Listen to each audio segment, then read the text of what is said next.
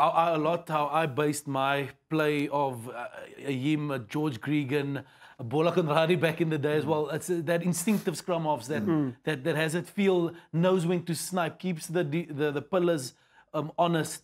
And we speak about defense. We mentioned that US was very hectic on defense, but when I was a 19-year-old at Province, Tutti called me in, Alistair Coetzee, and said, Ricky, if you want to play Super Rugby, you've got to defend like Ricky January.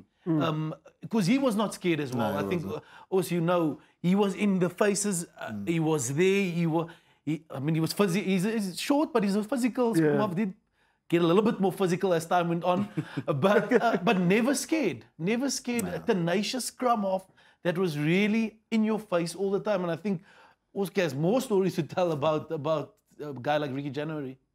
I think Ricky was one of those guys, you know, he will never let you down. You know, you knew beforehand what you had in him, you know, a guy that will give everything and play his heart out and leave everything on the pitch. You know, he was a strong player, so again, you know, the strong player like that, you can't leave him, you can't shift off him. He did like to snipe a bit. And so, yeah, I mean, it's a pity again to have him in the strong group, because it not to be unkind to him, but it shifts him backwards because he's in such a strong group, you know, and it's a pity, you know, maybe 50 years later or earlier, you know, you would have had a better chance of really coming to his full right.